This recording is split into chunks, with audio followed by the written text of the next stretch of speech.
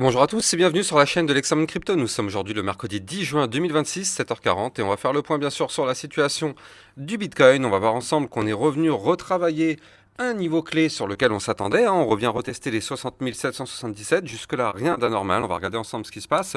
Mais d'abord, bien sûr, on va démarrer avec les news. On en profitera après pour l'analyse technique. On verra le Bitcoin, l'Ethereum, les altcoins, bref, les indicateurs et tout ce qu'il faut savoir. Allez, on démarre avec cette cryptomap. On a un Bitcoin actuellement aux alentours des 61 229. Encore une fois, on va voir ensemble qu'on est revenu retravailler un niveau clé. Mais en attendant, toute la cryptomap, bien évidemment, retombe. Dès que le Bitcoin chute, forcément, tout chute avec lui. On va regarder tout ça juste après. Mais d'abord, on démarre avec les news. Alors, pour les news, il faut aller sur le profil Twitter de Crypto Détente. Et qu'est-ce qu'on a? Eh bien, la Maison-Blanche estime qu'une semaine décisive s'ouvre pour la loi Clarity. Les négociations avancent et le temps presse selon les responsables du dossier. La Maison-Blanche va rencontrer les forces de l'ordre au sujet de la fameuse loi Clarity, donc c'est pour ça ça va avancer. Certaines dispositions du texte suscitent des inquiétudes sur la lutte contre la criminalité financière.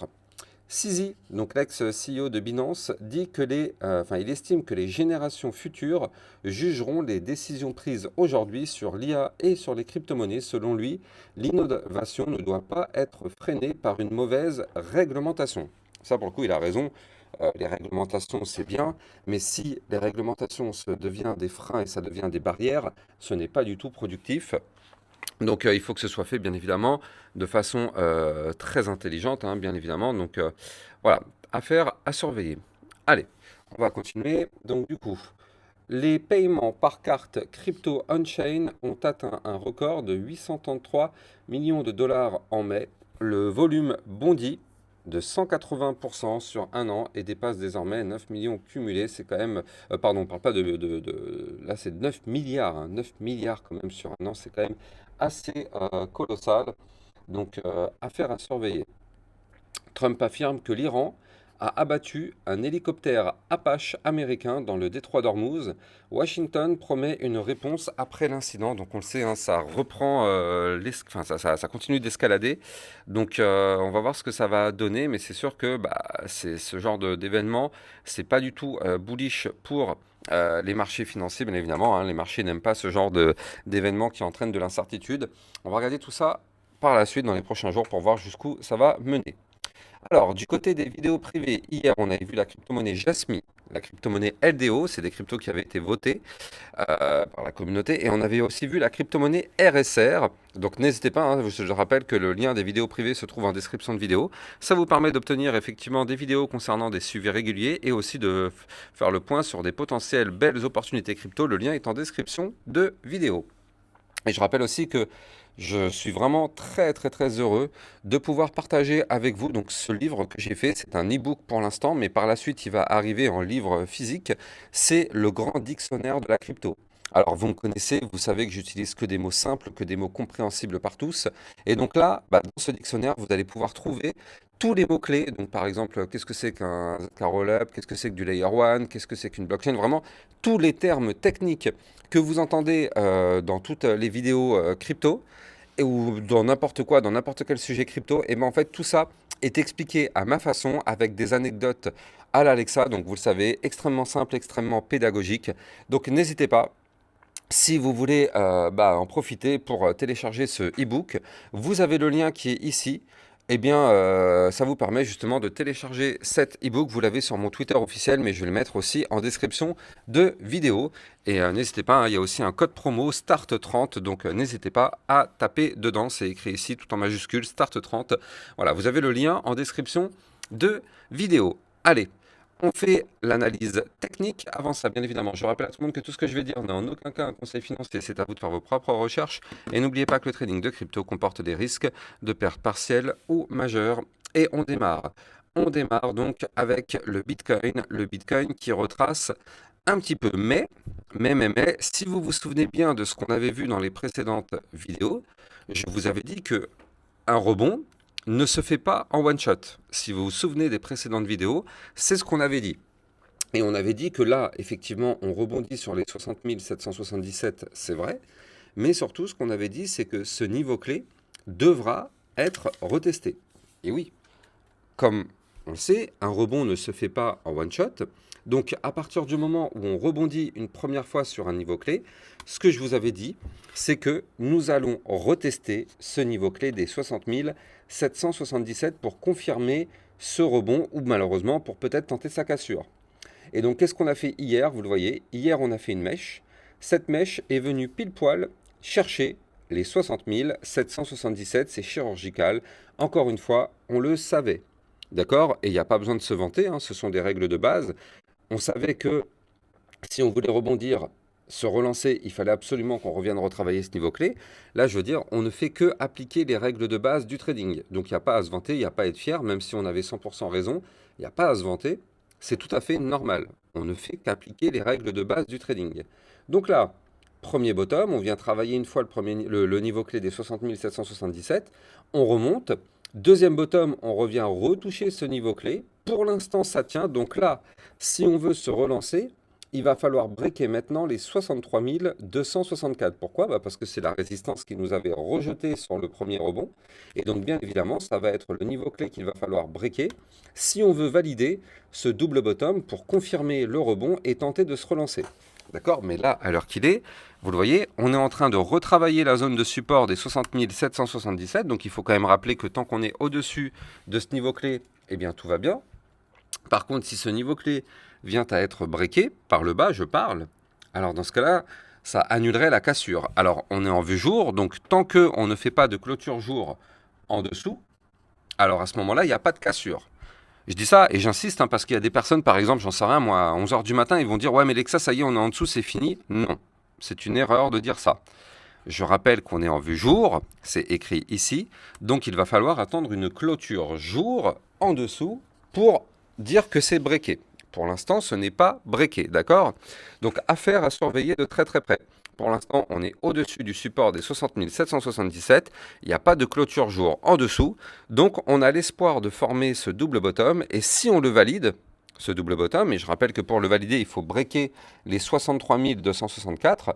Si on valide ce pattern de retournement haussier, je rappelle que le but serait d'aller chercher les 64 464 et puis ici retourner rechercher le bas de l'ancien range à 75 700 $. Je rappelle que quand je dis le bas de l'ancien range, c'est le bas de cette boîte violette qui est ici, range dans lequel on avait consolidé depuis maintenant plusieurs semaines, range qui avait été breaké par le haut puis derrière par le bas. Donc bien évidemment, il faut absolument réintégrer cet ancien range si on veut tenter de se relancer. Ok?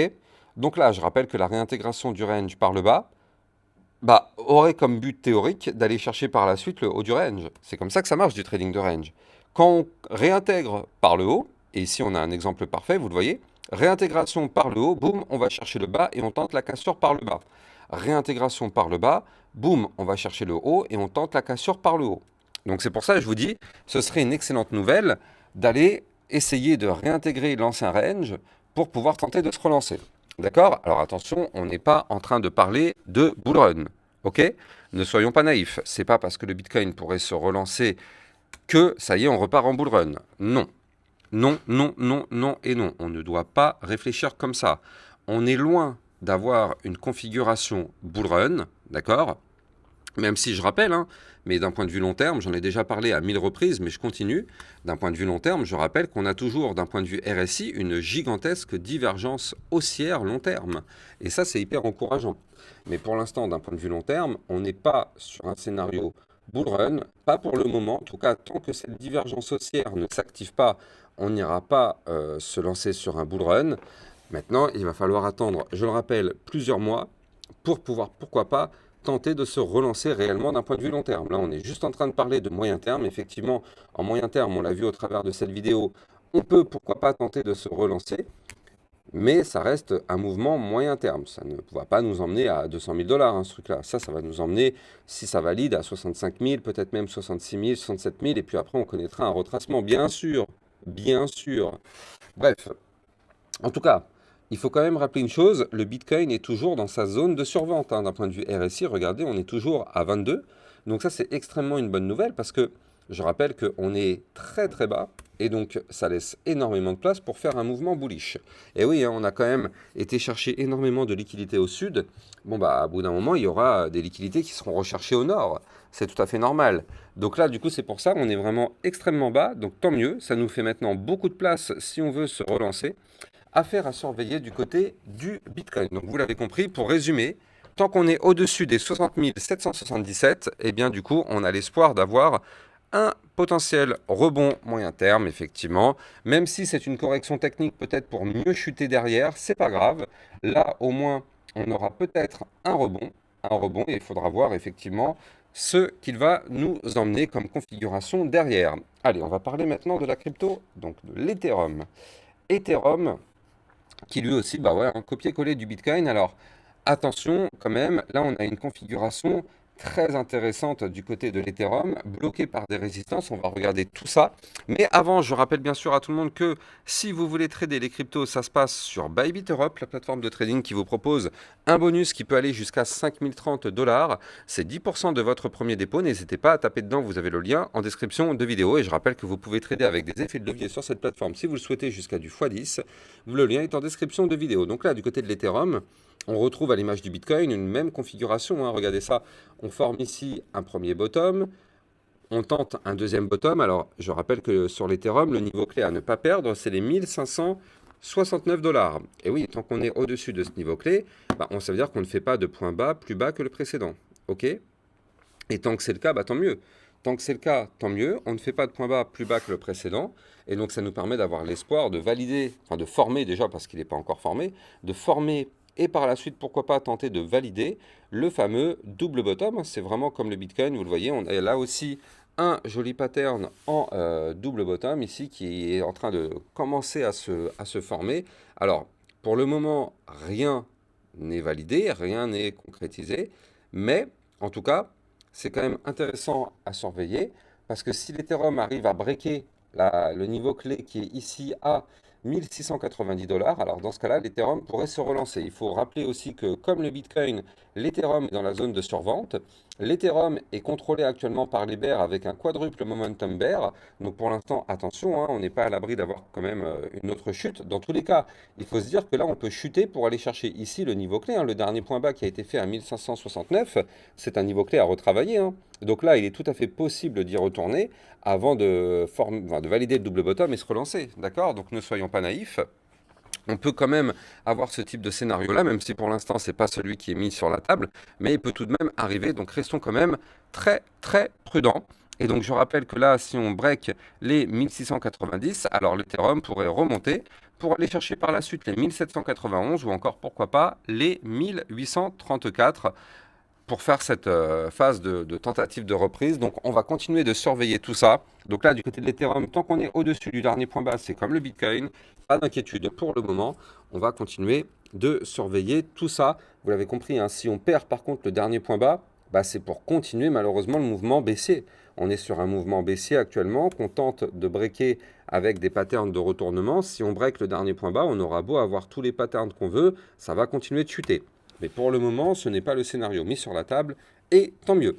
Allez, je vous souhaite de passer une bonne journée. N'oubliez pas de vous abonner si vous n'êtes pas encore abonné à la chaîne YouTube. Vous avez le bouton pour vous abonner juste en dessous de la vidéo. Et il y a aussi le bouton pour activer la petite cloche des notifications pour recevoir des notifs à chaque fois que je fais une vidéo. Et n'oubliez pas aussi au passage de liker, commenter, partager au maximum.